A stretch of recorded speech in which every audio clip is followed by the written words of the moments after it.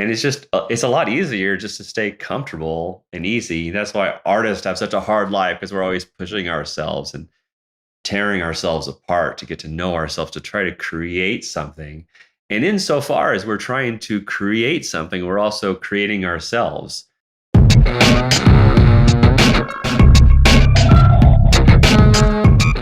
Hi, everyone. This is Sam, NFT Stats on Twitter. And today on the podcast, we have Trey Ratcliff. Now, Trey is someone I've admired for a very long time. Back in 2010, 2011, kind of before Instagram was even out there, he had a website called Stuck in Customs that ultimately had a multi-million person distribution where he taught people about high dynamic range photography and really just built a business out of being a travel photographer, something that almost no one was doing at the time. His career he went down an affiliate advertising path. He later went down a fine art prints path where both became multi-million dollar businesses. And then he later, no surprise, got into NFTs. He recently launched a project called 1K1K. It's 1,000 images from all over the world. And we talk about that project in this podcast. He also calls himself a high functioning hippie, has a really unique personality, really open, charismatic, and I think he lets a lot of that show in this podcast. So for me, it was a real honor to get to talk to Trey. I think he's always just been a really innovative artist, someone who's really been open with his work, and gives away a lot of content for free, and through that has built a really unique following. So I hope you enjoyed this conversation. I enjoyed it a lot. It's just so awesome to have Trey Ratcliff on the podcast. Trey, welcome. Thank you, Sam. How are you doing today? I'm doing pretty well. It's a little bit later, so I got my artificial light today. But it's been a good one. I wanted to start. I've actually been following your work for a long time, and the thing that has always impressed me the most about you is even before Instagram was around, you were building out a website and a social platform that was kind of before influencers were influencers. You were making a business out of travel photography. Then you were one of the first guys to get a drone. I'm not surprised now that you're in NFTs, that you're doing AI. It just feels like you're always at the forefront of what's next. I'm kind of curious, how have you thought about your business strategy going back? You've been doing this for 12 years, just that's always allowed you to be kind of at the front of what's new and exciting. Oh, well, thank you. That's nice of you to say. By the way, you know this. I guess people that follow me know this. I don't take myself that seriously at all. In fact, I think that's one of the greatest gifts any artist or creative or anyone can give themselves, is sort of the dissolution of the ego, because it allows you to be in the flow state and allows you to be very sensitive to energies and make, good decisions for short, medium, and long term. And to your point, or to your question, is something that influenced me very early on was one of my heroes, Kevin Kelly, who I eventually got to meet. How amazing is it to meet your heroes? And Kevin is the gentleman that started Wired magazine, and he's all over AI, and he's done like 3 TED Talks. He's sort of a futurist philosopher kind of guy. And he wrote this really influential essay, which I'm sure you know about, called 1,000 True Fans. And the gist of the essay is that you don't need to have like hundreds of thousands or millions of followers. All you need is 1,000 people that really believe in what you do. And those 1,000, that's literally all you need, because, not that life is about making money or getting rich or anything like that. Like Naval says, money doesn't solve all your problems. It solves your money problems. But I know artists have a particularly tough time making financial ends meet. And there's so many great artists out there. So I really attribute that article in particular to it. Because if you have 1,000 true fans that follow pretty much everything you do, they're more than happy to part with their money to get some of your art. It's a perfect exchange. And so if you have 1,000 true fans and you're able to, sell them $100 worth of stuff a year, that's, $100,000 right there. And so that was kind of the financial aspect behind it. that came a little bit later after I started the blog you mentioned, because I got so into photography, particularly the style called HDR, high dynamic range, that I immediately started to share everything that I took because I was so fascinated with it. And I did stuff that no one else was doing. I mean, I can look back, it looks like a master plan. It wasn't. But I would share huge files, like full res files with no watermark. No photographers did that back then, and I got a lot of hate for it, by the way. I also made everything Creative Commons. I just gave everything away, and I said, just please link back to the blog if you don't mind. So they spread like wildfire because they were big, beautiful photos, and no one else was doing that at the time. And also, I would share my techniques. I would tell everybody exactly how I did these things. I would have tutorials and all that kind of stuff. And I don't know if you remember this back in the olden days, 14, 15 years ago, but people like photographers did not share their secrets. It was like a secret club, the old style photographers, or what I call the creepy uncles, where you had to go to this brick and mortar building to learn the tools of the trade, like a blacksmith or something. I thought that was ridiculous. And so I always had this childlike nature to me. And I think about my own kids, they'll sit there and they'll just create art, on a construction paper in a house with glitter glue. And they'll run around the house and share it with everybody because they're so excited. And there's no ego involved with that as a kid. That's actually, I think, what humans do is we create and we share, and then we see what happens. So that's always been the impetus. Later on top of that, I realized that this creativity is kind of a meditation. And if people enjoy the photo, it allows them to be present for a little while. So it's almost like a small meditation. And then secondarily, hopefully I can inspire them to create in their own way, whether it's through art or, making pastries or whatever creative pursuit you might have. And then you can slowly move the needle on consciousness and love in the world, because the more people that can enter like a present meditative state, create and share with the world, like the better the world becomes. Yeah, no, you just dropped so much knowledge on us. I'm trying to kind of recap it all in my head. But that's one thing that's super interesting here is, I think CC0 debate, not debate, but the differences of opinion in the space and the different approaches people take. It sounds like you've had that. And do you still have it is all your work CC0? Yes, it is. People can do whatever they want to with it. And that's still a bit of a crucifix to the vampire to a lot of artists out there. But I generally trust people, right? And like people are always worried. Some photographers or artists are worried about like big corporations stealing your work and using it to make money. Well, legitimate corporations don't really steal, right? It might happen from time to time, and then you just contact them, and usually you don't have to sue them. You'll just kind of settle out of court. I mean, it even happened with me and Google, and they were using one of my images from here in New Zealand. It's actually part of the collection of the Aurora Australis. They call it the Aurora Australis on the southern hemisphere and Borealis on the northern one. And it's a really pretty photo, if I do say so myself, and I do.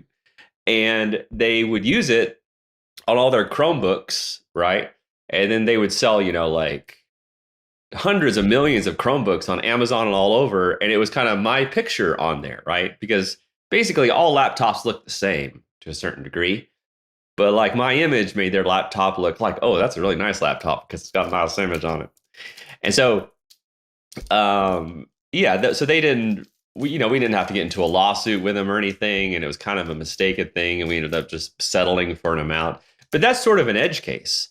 In general, if you just give your stuff away, people enjoy using it for their backgrounds, for their website. I let people make personal prints if they want to. It's not one of our official real life fine art collection prints, but people can make prints. They can do whatever they want to with it. And I find that people are so appreciative, and it's a long life.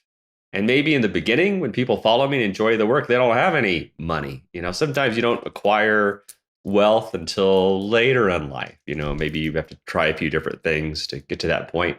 But they remember me, and I'm going to be making art the rest of my life. And maybe later they'll come actually buy something from me. And so all of that free work I did, 15 years ago, is now finally paying dividends. Although that wasn't part of my grand plan before, but it just lets me believe further in karma and being open hearted and being vulnerable and just allowing the universe to conspire to help make you successful. This is just a technicality, but I am curious. Given your work was CC0, you still can sue. You still were in a position that you could ask Google not to use it for their own commercial purposes. I just understood that CC0 meant any piece could be used by whoever wanted. Well, Creative Commons has a few mini shards, if you will. Mine was non-commercial. Okay. But however, like everything, all my NFTs, people can use them commercially. But corporations are not really, they don't really buy NFTs to use commercially. It might just be individuals. Usually if it's a big corporation or someone that's, they'll actually do like a side deal with you, rather than, just try to buy an NFT and then use it to launch some new product. What I think is so fascinating about what you did, and like I said, I was a travel photographer living in Asia in 2010, 2011, and I always looked to you as someone who really kind of figured out how to make a life out of this business back in the Flickr days, before, like I said, before the Instagram or influencer was out there. But I think, every artist is so different, and every artist has a different business model in mind and a different brand. And it feels like you found that your brand was in building an audience. And if you build an audience and having people who appreciate your work and those 1,000 fans, then you don't have to be precious about making sure your work is never copied by anybody else or never used in any other way. It feels like your business was really focused on the customer service and on the customer and who that person who was interacting with not just your work, but your multimedia, who that person was. Yes, our income streams have really vacillated over time. And to me, the art and beauty and love and consciousness and all my hippie woo-woo stuff. I'm a high functioning hippie, by the way, Sam. I feel that, track. I can feel that. We're just 10 minutes deep and I feel it. And in the beginning, the blog had a pretty decent following. And like you said, this is back in the Flickr days. This is before Facebook or Twitter or anything. And I got more and more followers on the blog. And I started my tutorial for free. And back then, kind of a thing to do was, affiliate links, right? And you would get a percentage. Like I would recommend this software called Photomatics, for example, which was this HDR software. And I would get like 15% of every sale. And it was kicking along all right. I got, this was early days. And like I had another job at the time. I was doing an online game company. My degree is computer science and math. So I've always been sort of a tech nerd. And I had the blog going because I was just loving the photography. And I started this game company and it got to be big, like 100 people. So we brought in another CEO because I don't know how to manage 100 people. Like I can manage a tight team, of like 15 people that are dreamers like me, probably like proof, right? And they'll gladly work, 40, 80-hour weeks. And I don't really have to micromanage them because they know what to do. But when the company gets too big, you have to bring in someone else sometimes. And so I kind of drifted into the background. I was taking photos. The blog became my thing. Started doing these little affiliate links things. Started goofing around with Google and stuff like that. And it was making maybe 50K a year. And then I had a fan contact me. And he goes, Trey, I am an SEO expert.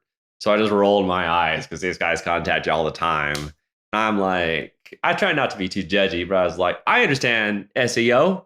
I'm a comp sci guy. I know how Google works. I understand the web. I know how spiders work.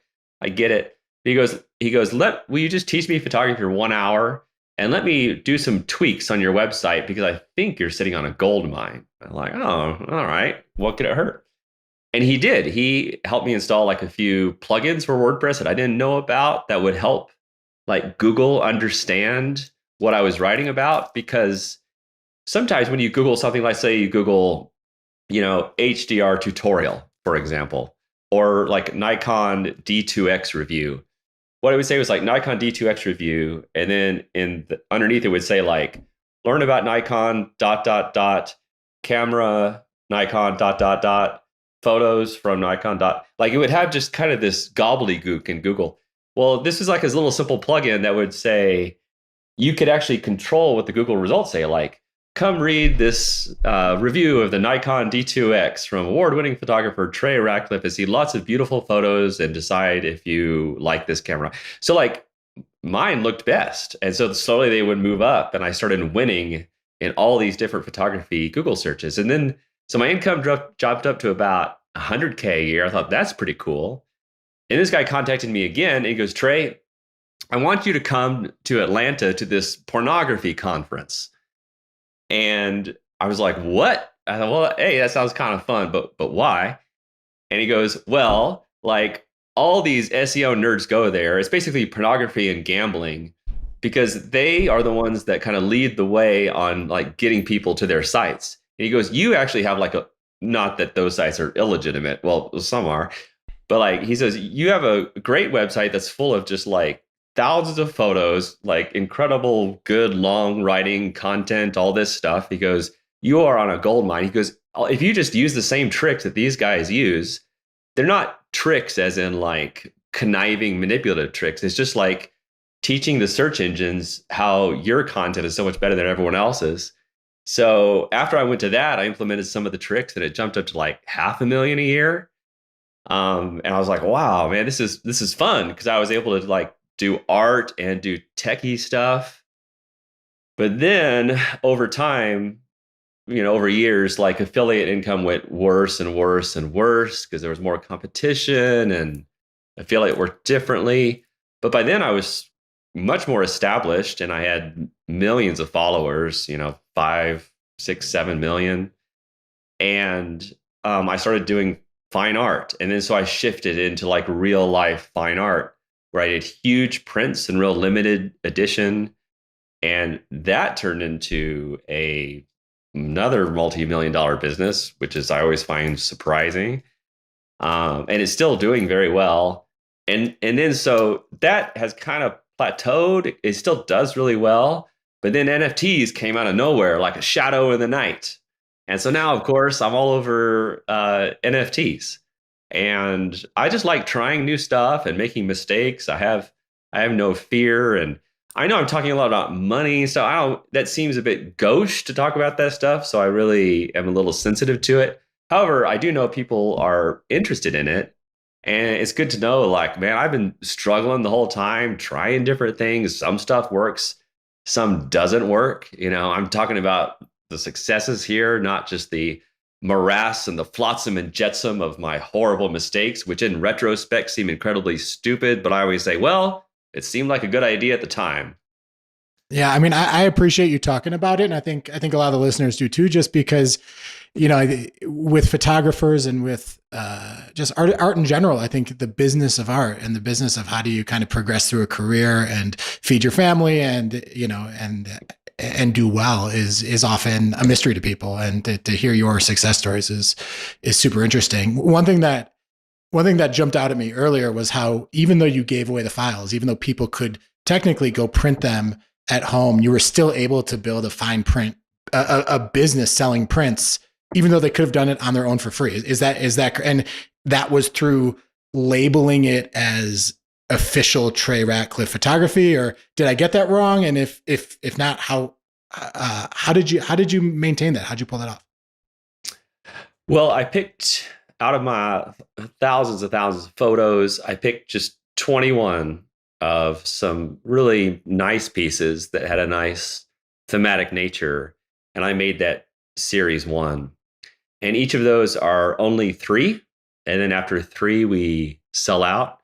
And we made them huge, like some are like 3 meters or 10 feet across. So they can't really fit on normal people's walls. These have to be kind of serious collectors. And we priced them quite high, like 75,000 USD for number 1 and number 2. And then number 3 is 95,000 because it's the last seat on the plane. And a lot of this was influenced by the $14 million stuffed shark, or I forgot the exact name of the book, the Damien Hirst one that I know was book number one in the Proof book club. And, that book is basically about why would somebody pay $14 million for a shark and formaldehyde? Seems ridiculous. And the author is a real skeptic, but he takes it through you step by step so that you understand. So I'll tell you about one of my mistakes that led to that. I would have just like an online gallery like everyone else. And I had like probably 500 really pretty photos for sale. And I would price them like, $100, $200, 300, like really affordable, but I hardly sold any. And when I would kind of ask people, like do market research that liked my work, I'm like, I'm not offended. As I know you have enough money, but why didn't you buy any? And most of the time, the reason is they just couldn't choose. So it's the old paralysis by analysis thing. And so I decided, like, okay, just forget all that. I get it. And you're not really making that much money anyway. You're just kind of like one of these people that's like at a farmer's market with their little booth set up. And nothing against those people at all, but that's a hard life as an artist. So I decided to go really high end. And the idea when you get into this upper echelon of collectors, which is no surprise to people that are into the NFT world, is they might buy a print, which sounds expensive, for 75K, and they put it on their wall. And these are often fancy people, and they got little fancy dinner parties with all their fancy friends. And they come over and they give tours of their art, because once you reach a certain level of wealth, everyone has nice homes, everyone has like nice cars and yachts or planes or whatever. But the art is the only thing that's truly unique, and every piece of art has a story attached to it. So, people would come by and see it like, I want that. And I'm like, oh, it's sold out. But they can sell theirs. They bought it for 75,000. They might sell it for $250,000 to one of their buds, and they make a profit, moves over to their wall. I don't get any of that because this is pre-NFT days. And then hopefully that collector is so happy, they come back and they buy more from me. So that was a bit of a scary decision to go so high end, but it ended up getting me into a network with really high end collectors, a lot of whom are anonymous. There's a few like celebrity collectors and sports stars and things like that. So there's a bit of a zeitgeist thing that can happen. So that turned out to be a good decision. Two things that have come up with some of the other creators I've spoken with. Claire Silver, a great AI artist, talked about how she couldn't sell her NFTs for 0.08 ETH, so she raised her price to 1 ETH, and suddenly everything started to sell, which I just think is such an interesting anecdote. Yeah, Claire's awesome, by the way. I loved your interview with her, and thank God I finally found someone like Claire that is such a good spokesman for AI. I hear a lot of these same. I don't sell any of my AI art, by the way, but I love doing it and I share it. God, I get so much hate. It's unbelievable. And just the complaints, they just drive me crazy. And she has incredible arguments about like why AI is good. It's not evil, man. Yeah, I know. I'm pumped to talk to you about AI as well, because that's definitely a theme I want to get to, because I think your AI work is very cool. I'm also interested in the idea of letting people who hate on you get to you, because I imagine being an artist in the public space for so long, it's something you would eventually grow quite numb to.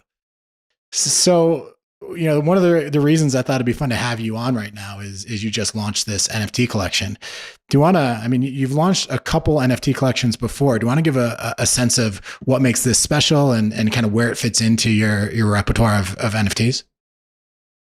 Yes. In a lot of ways, I would call this my first like real collection. Not to dismiss anything I did earlier, but I like to get in early and do many different experiments, right? I think the very first one I launched was one with Kevin, and I took a Burning Man photo and I put it on Foundation. That's what he suggested. I was just getting started and figuring out what the hell was going on. And then we took the profits and split them 50-50 and gave them all to charity, by the way. And then so I was like, okay, so that's how Foundation works. So I did a few more there. And then I had an old friend that I met at Pinterest who worked at Maker's Place. He goes, hey, will you launch one here? I said, yeah, sure. I'll put up some there and see how that works. So that was my first collection of like more than one, and there still wasn't really a marketplace leader there. And then I launched some on OpenSea. And in the middle of COVID, when we're all stuck at home, I thought, you know what? I bet people are longing to travel. And I bet they have some favorite places that they would love to go revisit. So I launched just 50 photos in a collection I call Beautiful Cities of the World. And that one did well. I think it's over 500 ETH or so. Still selling quite well. And then, so really, this entire for about a year and a half, I've been working on this collection, which just launched, which is called 1,000 Photos from 1,000 Places Around the World. No, it's called 1,000 Photos well, now I forget the exact name. I should know it because I launched the dang A thing. thousand stories from 1,000 places across the world. All right. Here's your beautiful cities one pulled up. Yeah, it looks like 0.88 Right. ETH floor, but this is 1,000 stories from 1,000 places around the world. And yeah, so I picked 1,000 photos, and then I have a different story for each one.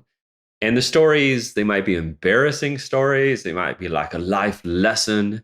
It might be about some weird psychedelic trip I had, a mistake I made, something hilarious that happened, something inappropriate that happened. And so we actually did a word count of all the stories, and it came out to about 120,000 words, which is the same as like a long Harry Potter novel. And it took so long to put all this stuff together, like probably, 400 or 500 hours. And that doesn't even include how long it took for me to get to all these places and take all these photos and process them all. That's just kind of this particular project. And so this has this wonderful theme. It's a nice number, 1,000. I'm in love with all the photos. So it's. I think that I've taken everything that I've learned over all my past drops, all of which have gone very well, by the way.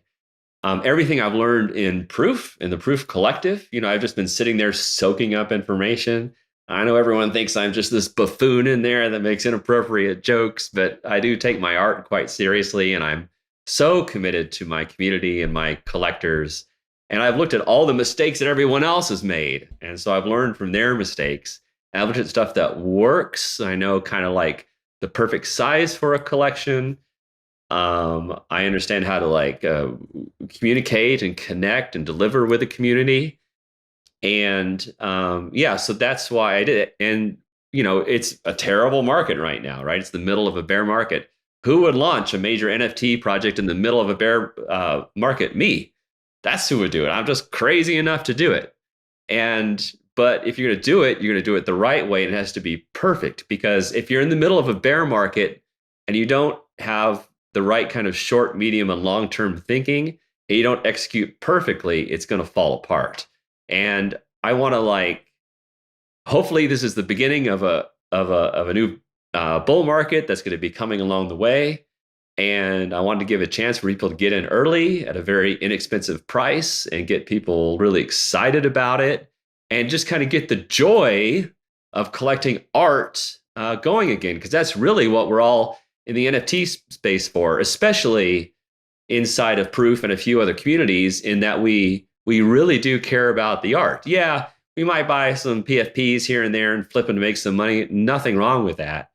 And there's lots of amazing art out there, but I was really focused on the art and just making people happy and inspiring them to just, have an amazing life and get out there and travel or take photos or do something creative and, spread joy and light and love into the world and this sort of thing. What would you say are some of those lessons that you've learned that you kind of brought with you into this collection, as far as learning from the Proof Collective or learning from what's been about a year, right, of having NFTs on the marketplace? Yes. Well, one thing I did with the Beautiful Cities of the World collection, which was the one before, is you're always wondering, like, how the hell do I price these things?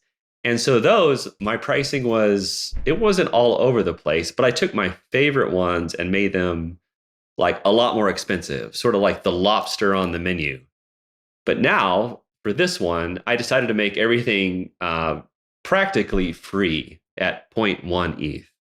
rather than like selling Bibles to the choir, right? It's better like to grow the overall choir and bring more people in and bring more eyeballs in, and just get more and more people involved with the fun. Yeah, and it brings up a hot topic right now. But for royalties, are you did you do the contract where you have disallowed exchanges that are not royalty obliging, or I I don't know. I think we set up the contract currently at 7.5%.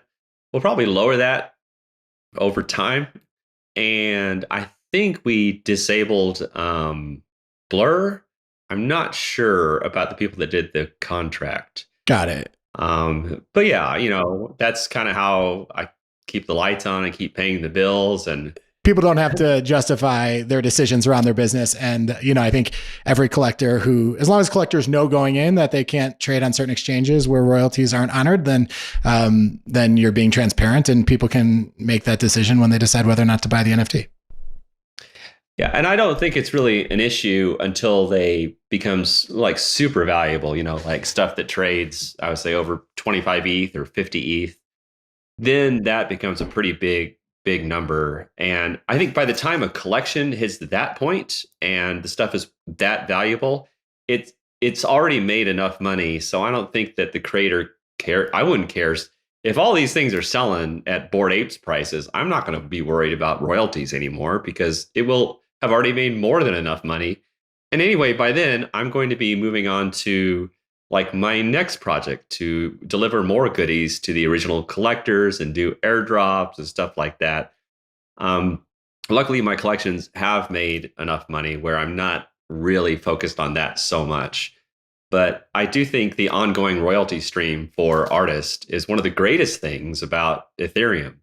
And I don't want to see that go away. Yeah. Having sold, really run a business in kind of the in real life world, the offline world, although your business has always been online because of the website and whatnot. But how would you say the NFT collector is different from your collectors that you had for your physical work? Yeah, it's a good question. My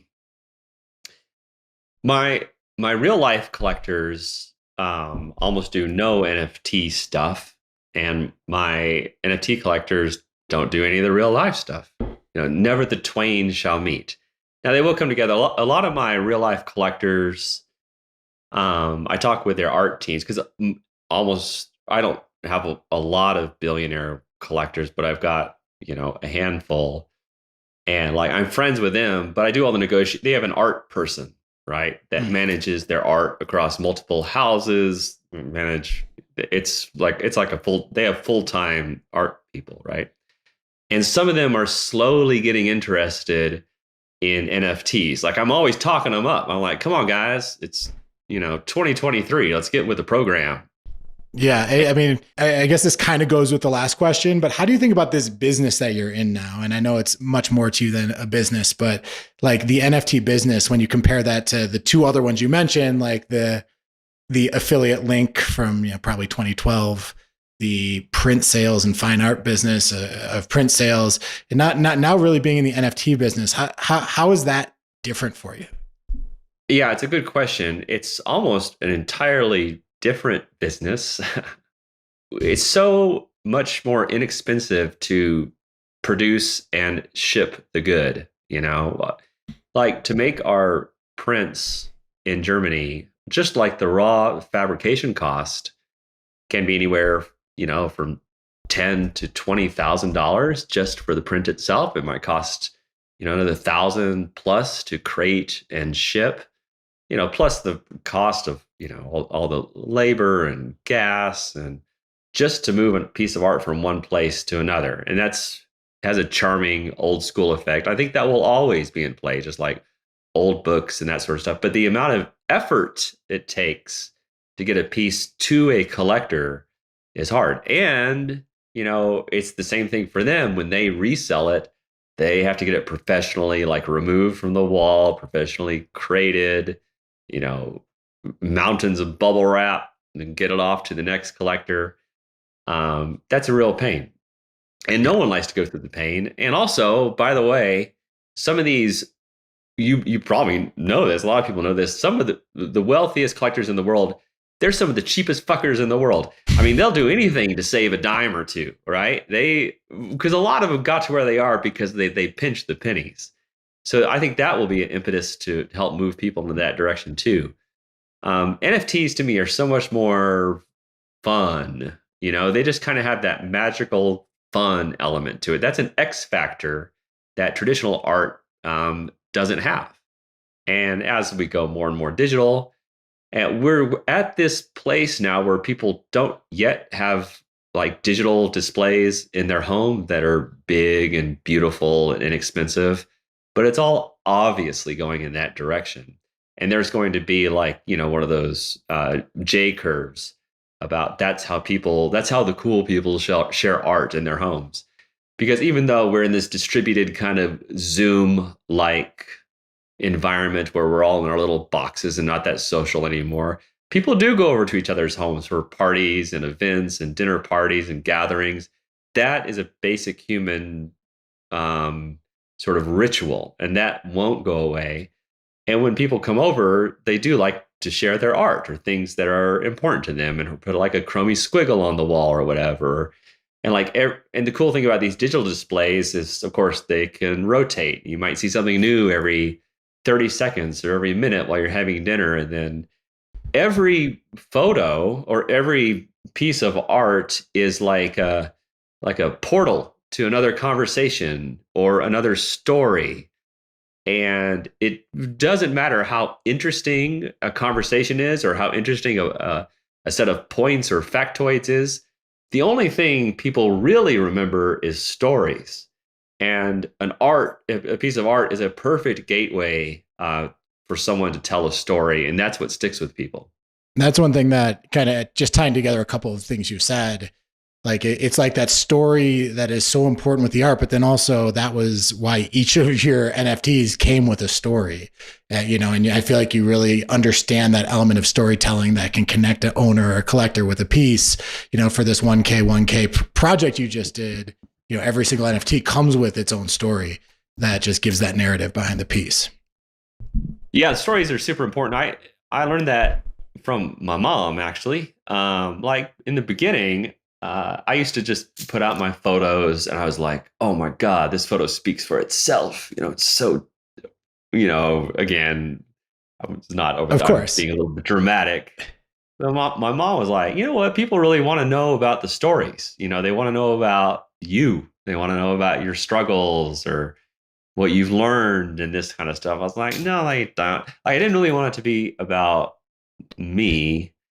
And so, but I do know it does inspire people. Let people know, like, God, the struggles I have, like the things I've learned about relationships and raising kids and life and business and hardships and you just got to keep going through all of it, and that's great because in a way it's not really, if you make it more about, I try not to make it about me, it's more about the idea of creation where I'm just kind of the vessel and the storyteller. And in so many ways it's like I don't really feel like I take these photos. I feel like I have an open heart. I'm very vulnerable, and this allows me to channel whatever the universe is developing for me.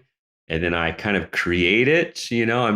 I'm kind of a tool in the hands of the universe. That's one thing I'm super curious about, and is your creative process. And I guess for a photographer, it's a little different because you're not just, I mean, in your case, you are taking photographs and then going to the canvas a little bit. But if you go, like when you travel to a new place and you're on your own and you're going for the first time to Nepal, to Tokyo, to whatever, I mean, you've been to Tokyo a ton of times, but to random city, what's your process like for starting there and getting the photos you want to get?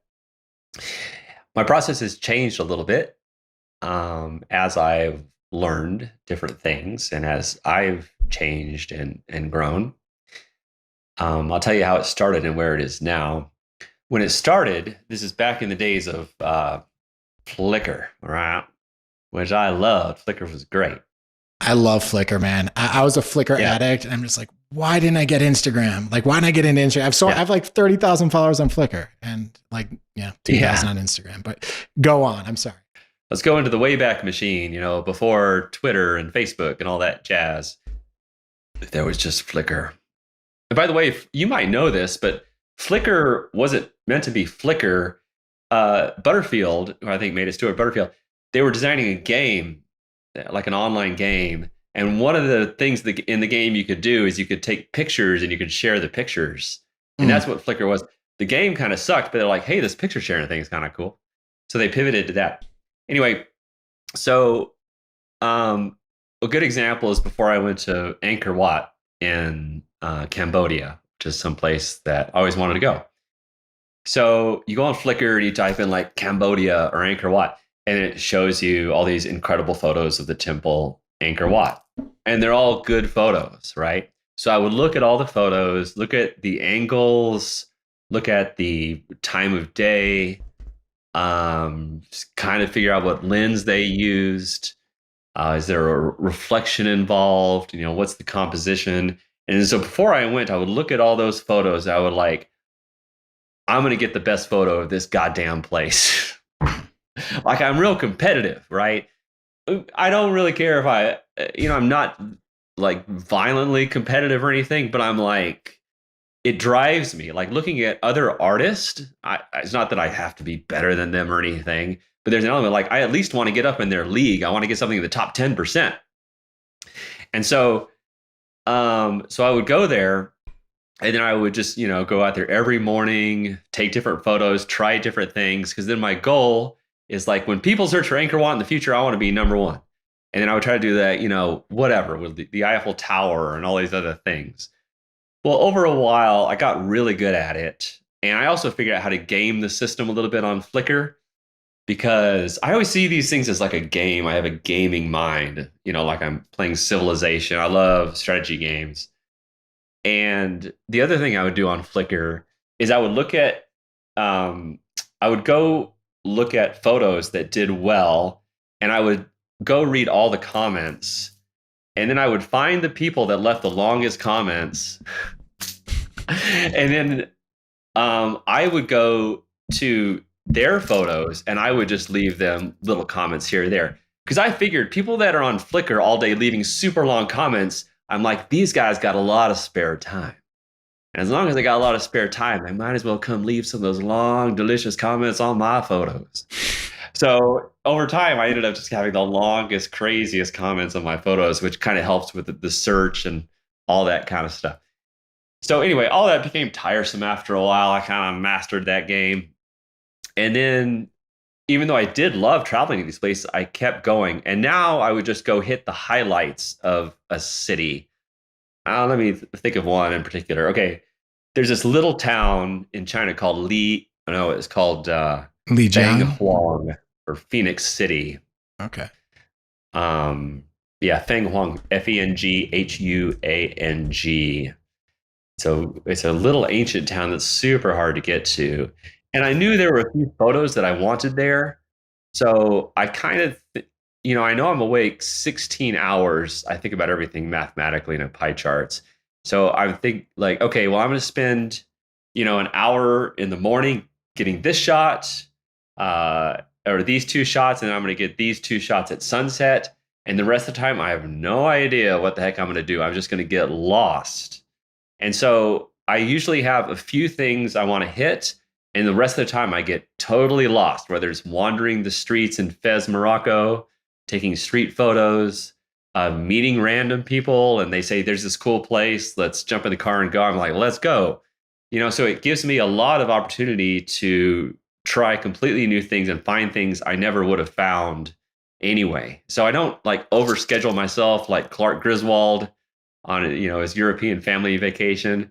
I have a few little highlights, and then the rest of the time I just like to get lost and meet new people and find something and just go with the flow. And I think I learned a lot of that from going to Burning Man.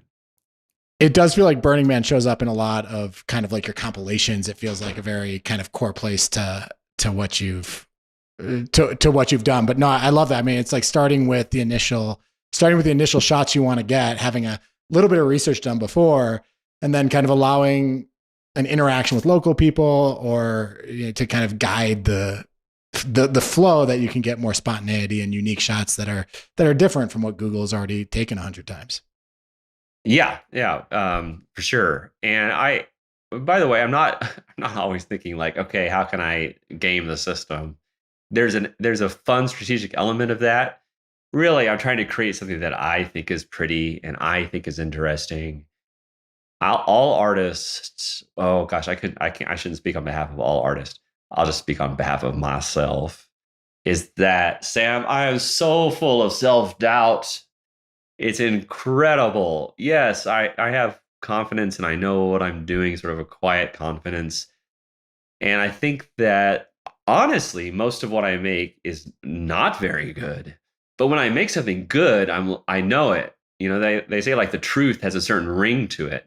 And every now and then when I make something that I think is good, or I capture something, or I capture some little essence of beauty or some little essence of truth, it just feels right. I feel this heart, mind, body, soul connection. I'm like, oh, you've done one thing right today, Trey. This is beautiful.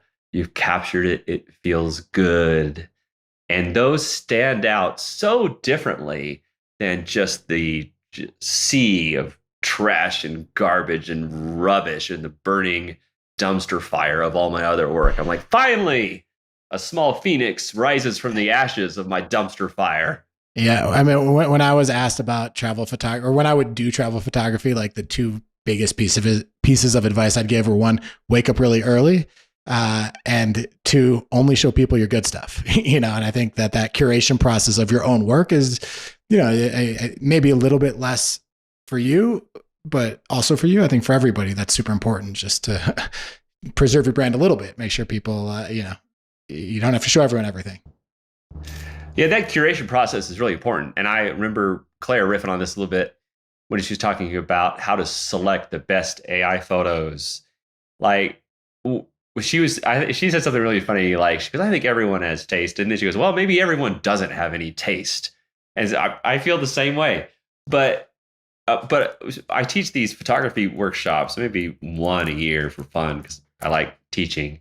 And a lot of people come in and they have no idea like what is an interesting composition, because they're just surrounded, especially here in New Zealand, they're surrounded by so much beautiful stuff. Like, what do I take a photo of? And one of my points is that I think everyone naturally knows what is beautiful inside. I mean, we're pre-programmed with this idea of golden ratio or Fibonacci phi, the ratio of 1 to 1.618. We just kind of know what is beautiful, but it's kind of a muscle that you have to practice. And like, if you go take, this, you're run out and take travel photos. If you go take 100 photos, right? And then you just pick your favorite 5, you don't throw away the rest, but you just pick your favorite 5. That process alone works that muscle. Like, okay, these 5 are better than this 95 for whatever reason. You may not even know the reason. It's really the very soft, right-brained kind of activity. But over time, if you do that every day, like take 100 photos a day, and you exercise that beauty muscle, then it's going to get harder and harder to pick those 5 best. And now the 100 that you take will probably all be better than that initial 5 that you took, after a few years. So it is something, either you learn to curate your own work that you create, or you learn to curate, which I think a lot of people now are doing, the NFT space, because we have to look at so much art. And I think people may not give themselves credit about how much progress they've made, because now they can look at something immediately and go like, that is ugly as shit, where they might not have said that before. Before they might have said, that's kind of cool. But now they see it's garish and it's full of these saturated colors and it looks like it was designed by a committee. That's why you never see a statue of a committee. And then when you see something that actually looks pretty, you're like, oh, that's quite nice. So in a way, now everybody is spending all day inside of a museum, right? Not often were you able to do that because you actually had to go to a museum. But now we're in a museum all day long. So we're all exercising that muscle of beauty, and we can much more quickly grok what is beautiful from the banal. Yeah, no, I mean, that is one thing that's happening here is everyone's getting so much more exposure to so much more art and people, it's not always like some stuff's good, some stuff's bad, but people are starting to figure out what resonates with them. And that's kind of the beauty of the marketplace here is that 1,000 images, different people like different stuff. I always like to end podcasts with a bunch of like quick questions, kind of just get your quick takes on certain things. What are you personally collecting right now? Well, this will disappoint you, Sam. I don't actually collect that much because I'm so busy creating. I got a squig, get an X copy, a few other things here or there. I got a lot of grails. Mm. I got 6 proof passes, which turned out to be one of my best decisions. And then I get to do 6 grails. Lucky me. And I know the new grails is just coming out here really soon, which I'm excited about. And this is great too, because it allows me to get ones that I'm just taking a gamble on. Like, I wonder if that's, a Beeple or an X copy. And then so I'm able to get 3 and do gambles. And I get 3 others that I just like love just for the art. Yeah. And I really do try to make the art come first. On occasion, I'll break my own rule and just try to get something because I think it's going to be valuable, but not really. And I've noticed that with a lot of other artists too. Like, we're so busy creating or with our community that we don't always have all the time to do all the research. That's why I love to read your reports every day. I'll keep the answers short because it's cool. Quick. Awesome. Yeah. Not disappointing at all. Owning X copy, owning some squiggles, owning a bunch of grails. That's a fine collection. What best and worst part of having moved to New Zealand? Oh gosh. The best part is, I just feel like so serene here with the nature, and it's got a very relaxed lifestyle. People have a good, kind of work-life balance, a lot of outside time in nature. It's not like go, go, go all the time. So I like that. I love the people here. You can't get Amazon stuff overnight. That's kind of a bummer, but I'm not materialistic at all. So sometimes you got to wait a few weeks to get something. Yeah, I'm kind of a Zen minimalist kind of person. So I don't really need that much, but every now and then, I'm a tech guy and I need something and you just can't find it. But that's not the end of the world. I love to try to get everyone over here. I want to have a little unofficial proof meetup over here where we just have a nice long weekend of adventuring and partying, and I think that'd be a lot of fun. One of my favorite trips ever was Queensland or Queenstown and Wanaka. Really beautiful, beautiful places. Okay, back to the rapid fire questions. With your collection, you have 4 special images that people can get prints of. The quick explanation for how you picked each one. I'm going to put 4 of them up. You have 6. I'm going to put 4 up. This one, and my additional question is this all natural light? But very, very quick story here. Yes, all my photos are real. I'm good at Photoshop and I can add anything anytime. That's a mysterious place in Death Valley where these rocks mysteriously move across the desert, and that's the moon in the background. Yes, we have 6 super uniques, and I guess those 4 that you're showing they're all some of my favorites. And whoever owns these particular NFTs on March 31st, which is about 3 months as of the recording of this, will get the actual print sent to them. How did we pick these 6? Well, pretty simple. We have them already printed and they're already in crates, and they're sitting in this, that last scene in Indiana Jones where there's just a ton of crates. They're just sitting there. It seems like a waste. I'm like, let's get these into the hands of people that love them. So we decided to swap out 6 from the collection with 6 of these. And these are either from series 1 of my fine art collection that I mentioned earlier of 21 works, or series 2 of another 21 works. Very cool. So okay. Let's do this one. And my additional question, because I lived in Hong Kong and was always afraid to fly a drone in Hong Kong because I have had drones fall on the ground before. Does that worry you at all? Yes. When you fly a drone, like, it's all you can think about, right? It's terrifying. It's, it's like why it's rare to drop a live hand grenade, because it's pretty much all you can think about.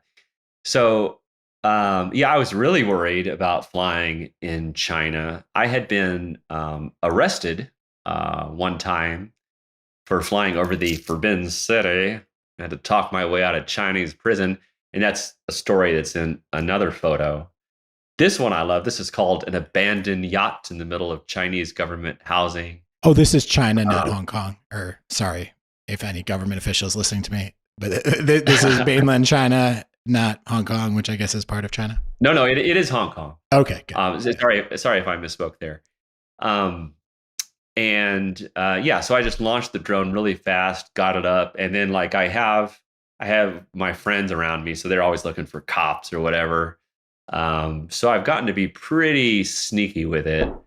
And I figured if I could talk myself out of Chinese prison one time, I can do it a second time. Well done. Well done. When I ran Uber in Hong Kong, I got arrested as well. So other stories for another time. How about this one? How long is this exposure? Where is it? This is on the South Island, New Zealand. This is in Tekapo, which is about 3 hours north of Queenstown. It's actually a UNESCO World Heritage Site for their skies. And when you're in the southern hemisphere, you actually can see most of the Milky Way, like 70% of it.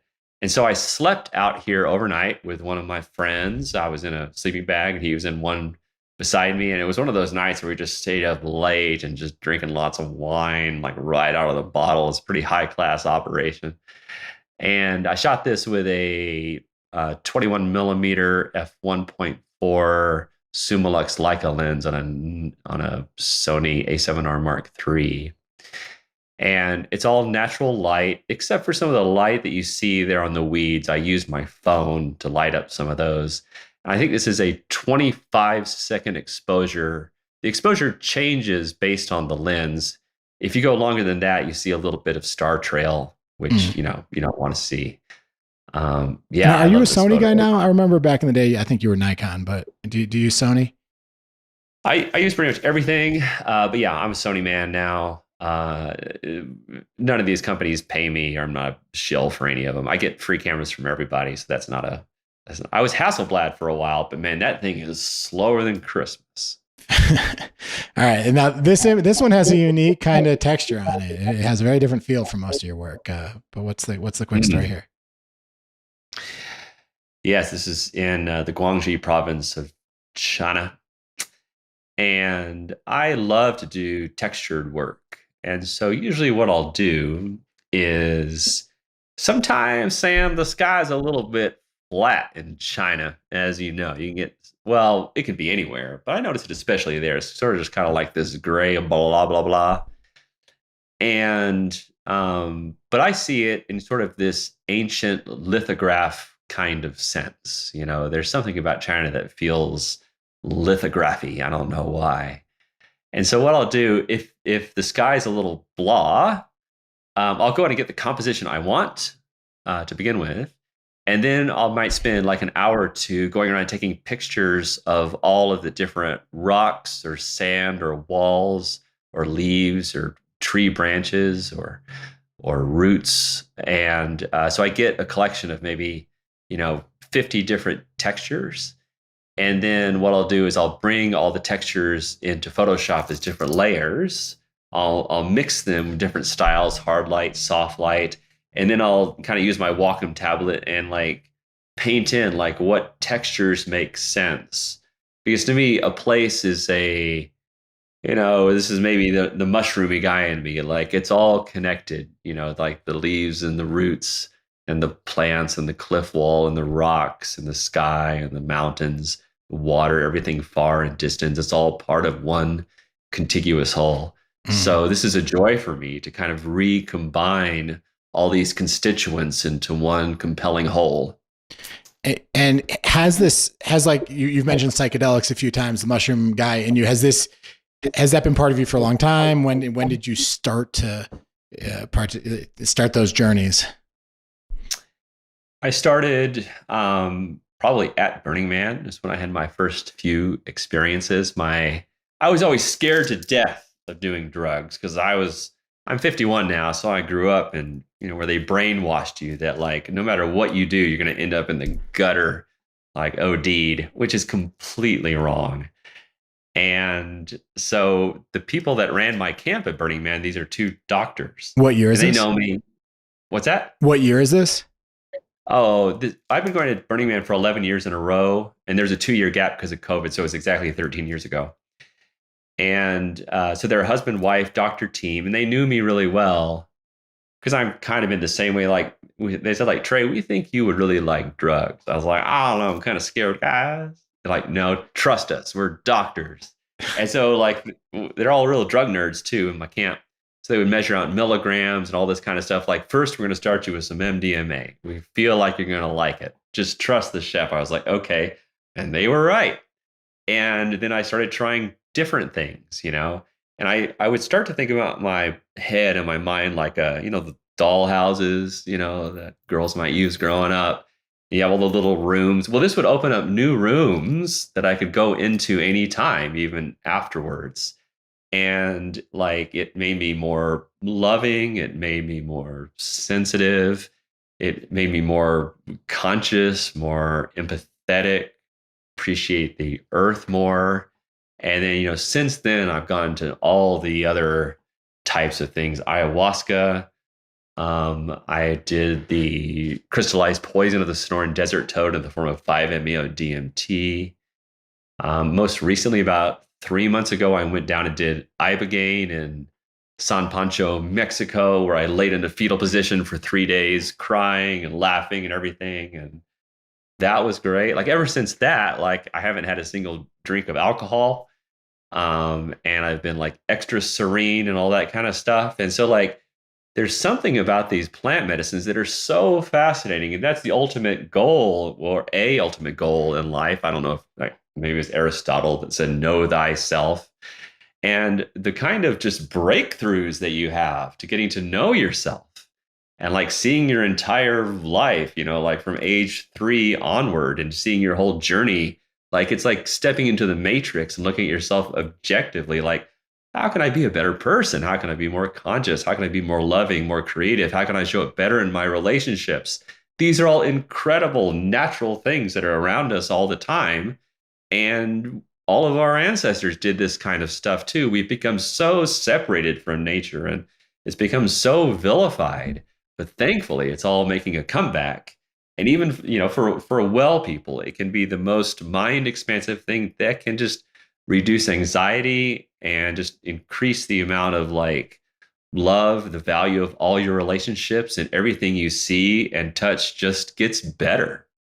Yeah, I feel like I hear this a lot. And yeah, Tim Ferriss just launched an NFT project, donated all the primary kind of sales to psychedelic research. And but yeah, the idea that if you take it, no more alcohol for 3 months. I'm hearing more and more. I do feel like had we had you on the show 12 years ago, I would have been a very different person. But you would know that better than I.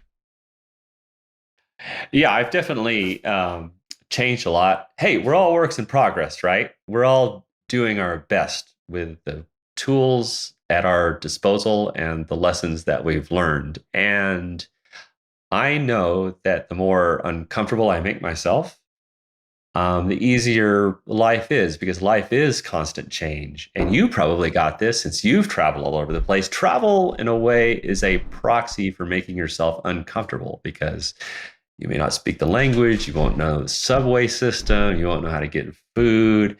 Like, that is real discomfort. So I think people that purposely put themselves into uncomfortable situations, that is really how you grow. And it's a lot easier just to stay comfortable and easy. That's why artists have such a hard life, because we're always pushing ourselves and tearing ourselves apart to get to know ourselves, to try to create something. And insofar as we're trying to create something, we're also creating ourselves. So that's a counterintuitive truth to life, is just keep yourself uncomfortable, try to maximize your sensorium. And not only will you get to know yourself better and love yourself more, but it makes life so much easier, not just for you, but for all of those in your orbit. Yeah. Great. Well, I think we are running out of time here, so I think we will end it there. But it's it's really just an honor to have you on the show. As I said, I've long admired what you've been able to do as a travel photographer who's just made a living out of it in so many different interesting, cool ways. And the thing I just consistently see among successful creators is this great sense of authenticity and just being yourself and being a person who collectors, in the case of NFTs, or students or learners or fans or whatever, just latch onto because they know they're getting someone who's real and true to themselves. And I think that you really embody that. So it's just awesome to have you on the show, and I really appreciate you taking the time. And good luck with this project. We'll be following along. Pleasure. All right, that is it for this episode. Thanks so much for tuning in. If you would like to help us out, head on over to proof.xyz and click on the reviews button at the very top and leave us a 5-star review. Thanks so much. Take care.